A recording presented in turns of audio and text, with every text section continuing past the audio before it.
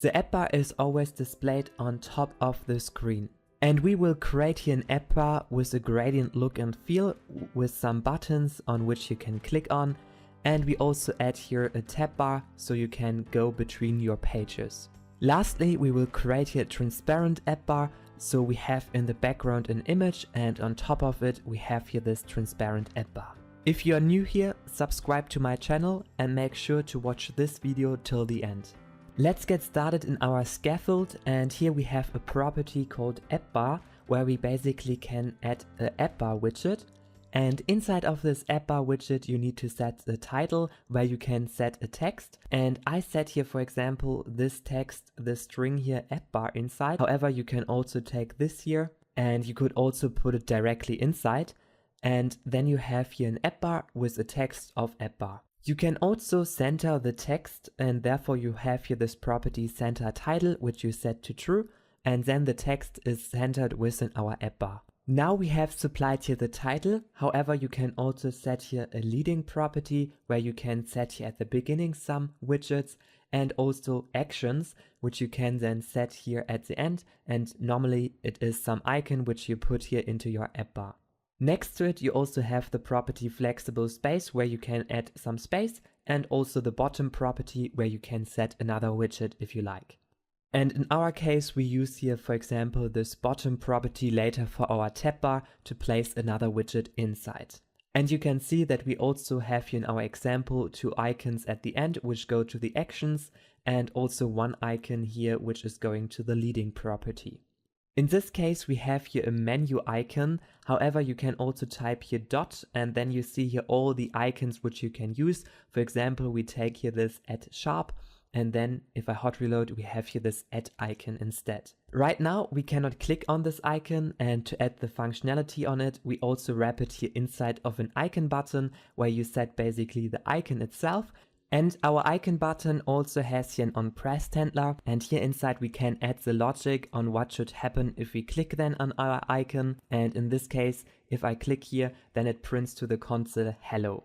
Now we also want to add here some icons to the end of our app bar, and therefore we simply put here this actions property inside which is a list of widgets. And here inside you basically can set again an icon, and this time I take this notification icon which will be then displayed here. And again, this is not clickable, therefore you need also to set it here inside of an icon button, and then you can put here again the logic inside of what should happen if we click on this button. And you also can set here multiple icons inside or also other widgets, and here basically I set another icon button inside which is the search button, and you can also add here the functionality inside what should happen. You also can change the color of your app bar, therefore you have a background color property, and here you can set a color inside. And here for example I have the orange color. However, you can also choose here many other colors if you like, and then the app bar has this color. You can also set here the shadow of your app bar, and by default we have here an elevation of 4 inside, and if you put a higher value inside then we have here more shadow, so compared with the normal app bar, and you see we have here less shadow, so if you like you can always add here some more shadow. Now we want to deactivate our center title, so it looks like this again. And then you also can set here the title spacing, which is the spacing between this icon here and our title. And by default we have here 16 pixels between. However, you can also change it to other sizes. And in this case we have here 0, so we have here our icon and directly our title. Now we want to create this linear gradient of 2 colors for our app bar so that we have here this beautiful app bar.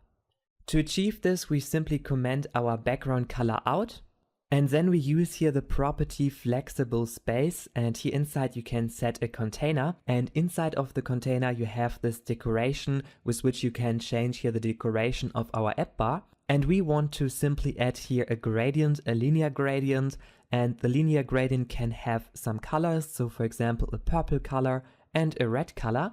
And then you also define here where this color should begin.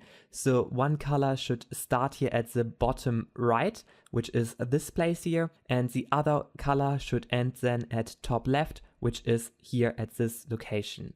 And now you see that the purple color is going from this location to this location, and it ends here with the red color on the left side. Now we want to add here this tab bar, so we have here some icons and we can go between them to go to different pages in our application. For adding this tab bar to our app bar, we simply wrap here our scaffold around with a default tab controller, and then you set here the length of how many tabs you have. So in our case we have here 1, 2, 3, 4 tabs, and therefore you put here the number 4 inside. And now within our app bar we simply call this bottom property, and here inside you can then create this tab bar widget, and here inside you set then all the tabs which you want to have. In our case we want to put here 4 tabs inside, and therefore I simply create here the first tab, and here you can set an icon and also a text for your tab.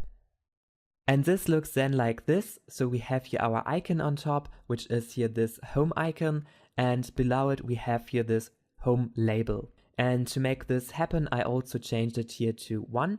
Otherwise, if I put here 4 inside, you face this error, because he also requires here 4 tabs then if you put here the number to 4. Therefore, let's simply create here the other 4 tabs, and therefore I simply choose here some other icons and also a different text. And now we have here 3 tabs which we can change. And we also can change here the color of our indicator if you like. So I set it, for example, here to a color of white. And if you like, you can also change here the thickness of our line. So you simply add here this indicator weight and put here a higher value inside, and then it looks like this, for example. Within our body property of our scaffold, you can then set the pages, and in this case we set then this tab bar view, and here inside you set then 4 pages, for each button here a different page, and I will also create with you this message right now. Let's create this build page method, and here inside you basically set a center widget to center the title, and then you set here a text widget where you set the text of your page. So we simply put this, for example, here inside, and it will look like this then.